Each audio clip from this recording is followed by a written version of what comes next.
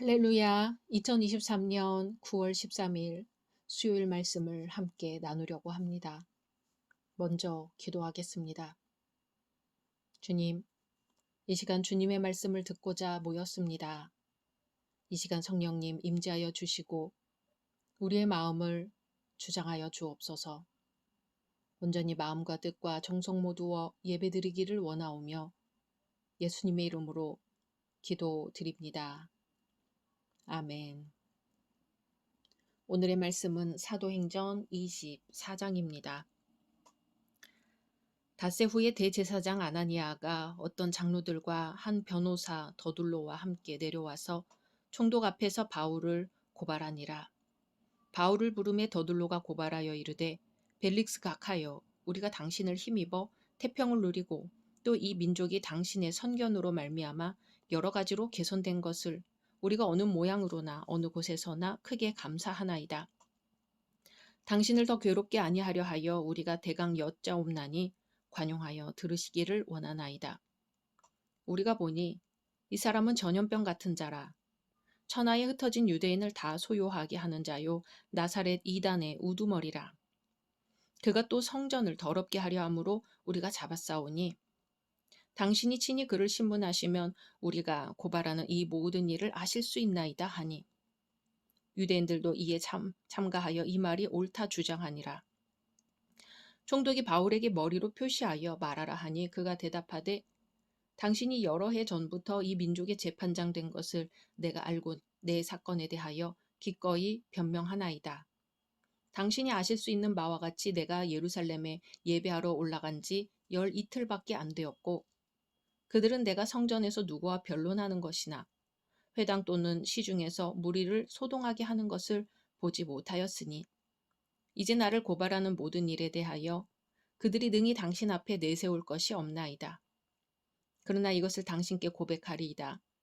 나는 그들이 이단이라 하는 도를 따라 조상이 하나님을 섬기고 율법과 선지자들의 글에 기록된 것을 다 믿으며 그들이 기다리는 바 하나님께 향한 소망을 나도 가졌으니 곧 의인과 악인의 부활이 있으리라 함이니이다. 이것으로 말미암아 나도 하나님과 사람에 대하여 항상 양심의 거리낌이 없기를 힘쓰나이다. 여러 해 만에 내가 내 민족을 구제할 것과 재물을 가지고 와서 드리는 중에 내가 결례를 행하였고 모임도 없고 소동도 없이 성전에 있는 것을 그들이 보았나이다. 그러나 아시아로부터 온 어떤 유대인들이 있었으니 그들이 만일 나를 반대할 사건이 있으면 마땅히 당신 앞에 와서 고발하였을 것이요. 그렇지 않으면 이 사람들이 내가 공의 앞에 섰을 때에 무슨 옳지 않은 것을 보았는가 말하라 하소서. 오직 내가 그들 가운데 서서 외치기를 내가 죽은 자의 부활에 대하여 오늘 너희 앞에 신문을 받는다고 한 이 한 소리만 있을 따름이니이다 하니 벨릭스가 이 도에 관한 것을 더 자세히 아는 고로 연기하여 이르되 천부장 루시아가 내려오거든 너희 일을 처결하리라 하고 백부장에게 명하여 바울을 지키되 자유를 주고 그의 친구들이 그를 돌보아 주는 것을 금하지 말라 하니라. 수일 후에 벨릭스가 그 아내 유대 여자 드루실라와 함께 와서 바울을 불러 그리스도 예수 믿는 도를 듣거늘 바울이 의와 절제와 장차 오는 심판을 강론하니 벨릭스가 두려워하여 대답하되 지금은 가라. 내가 틈이 있으면 너를 부르리라 하고 동시에 또 바울에게서 돈을 받을까 바라는 고로 더 자주 불러 같이 이야기하더라. 이태가 지난 후 보르기오 베스도가 벨릭스의 소임을 이어받으니 벨릭스가 유대인의 마음을 얻고자 하여 바울을 구류하여 두니라. 아멘. 오늘은 바울의 신앙이라는 제목으로 말씀 나누려고 합니다. 바울이 가이사랴로 무사히 호송된 것을 알게 된 유대인들은 그대로 넘어가지 않았습니다. 유대인들은 수단과 방법을 가리지 않고 바울을 죽이려고 꾀하였으며 벨릭스 총독 보호하에 있는 바울을 고소하기 위해서 다시 가이사랴로 원정을 왔습니다.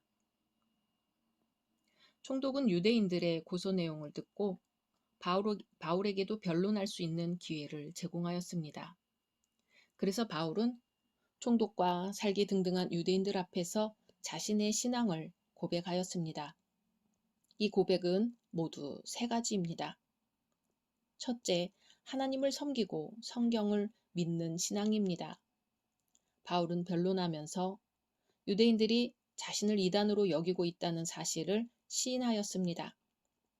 그러나 그는 신앙 고백을 통해서 이단이라는 자신의 죄명이 잘못되었음을 드러내었습니다.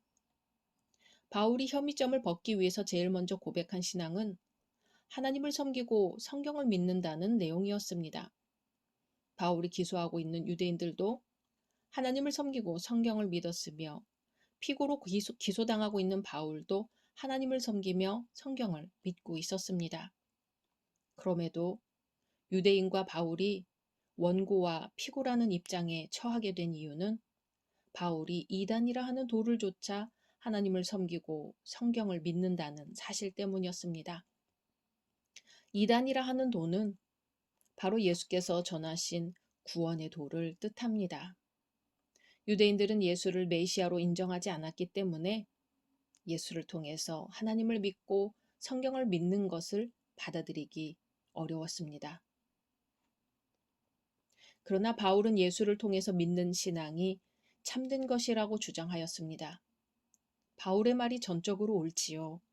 왜냐하면 하나님께서 예수님을 메시아로 세상에 보내셔서 구속사역을 성취하도록 하셨으며 이러한 내용을 구약 성경이 증거하고 있기 때문입니다. 그래서 예수께서는 구약 성경이 나를 증거하였다고 말씀하셨으며 사도 베드로도 선지자들이 이를 증거하였다고 말하였고 베레아 사람들도 성경을 상고하고 바울의 말이 맞았음을 인정하고 복음을 영접하였습니다. 이렇듯 참된 신앙은 바울이 말한 것처럼 예수 그리스도를 통해서 하나님을 섬기며 성경을 하나님의 말씀으로 믿는 것입니다. 예수가 없는 하나님에 대한 섬김이나 성경을 믿는 것은 아무런 소용이 없습니다. 사람은 누구나 예수께서 세상에 오셔서 성취하신 구원의 빛을 통해서만 하나님께 나아가며 섬길 수 있습니다. 둘째, 부활의 소망을 가진 신앙입니다.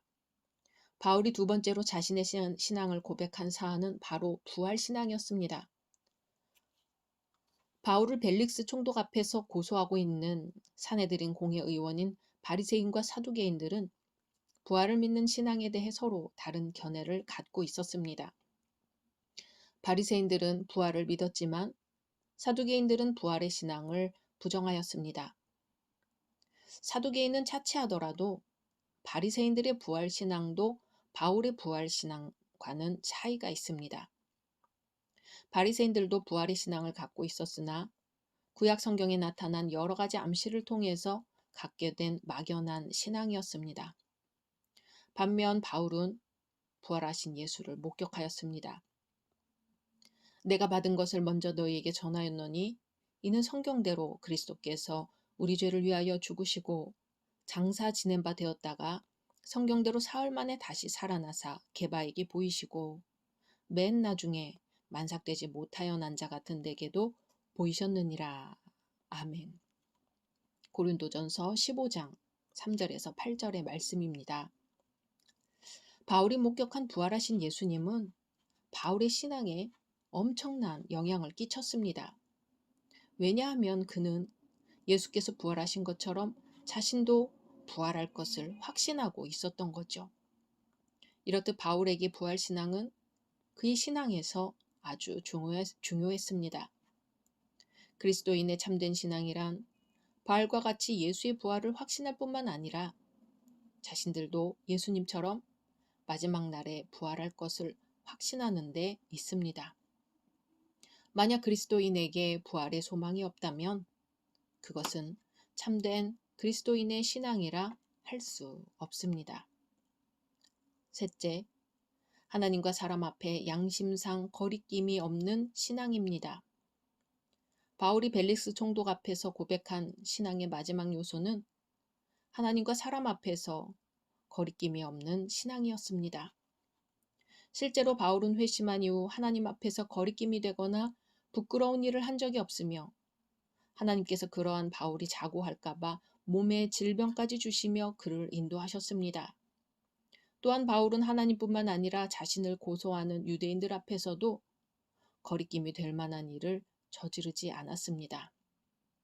실제로 바울이 잡힌 이유는 유대인들의 적의에 있었지 결코 그의 잘못에 있지 않았습니다. 그는 그리스도 안에서 정결례를 행하지 않아도 됨을 알고 있었으면서도 유대인들의 오해를 사지 않기 위해 정결례까지 행하였습니다. 바울은 이렇듯 타인을 배려하면서 오해의 소지조차 없애려고 애썼습니다. 사랑하는 열린 성도 여러분, 참된 신앙이란 바울처럼 하나님은 물론 타인 앞에서도 거리낌이 될 만한 일을 저지르지 않는 것입니다.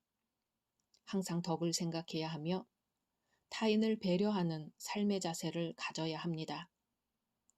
그것은 연약한 자를 위한 성숙한 자의 사랑이며 동시에 성숙한 신앙의 모습이기도 합니다. 우리의 모습은 어떤가요? 내가 괜찮기 때문에 주변 사람들은 전혀 고려하지 않고 마음대로 행하지 않았을까요? 그것이 하나님 앞에서 옳은 일이라 할지라도 사람들 앞에서 거리낌이 되어 오해의 소지가 되거나 실족해 하는 일이라고 한다면 그러한 행위를 멈추어야 할 것입니다. 오직 예수, 오직 성령께서 우리의 마음과 생각을 주장하시어 우리의 걸음이 하나님께 영광이요 우리 주변에 기쁨과 평화를 전할 수 있기만을 소망합니다. 말씀 생각하면서 기도하겠습니다. 하나님, 주님 앞에 두 손을 모읍니다. 주님, 우리의 삶이 하나님 앞에서와 사람들 앞에서 거리낌이 없게 하소서. 항상 교회의 덕을 세우게 하시며 사람과 사람 사이에 덕을 세우게 하소서. 우리로 인하여 실족하는 자가 없게 해주시고 오히려 우리를 통하여 주의 복음이 세상에 흘러가게 하소서. 예수님의 이름으로 기도드립니다. 아멘.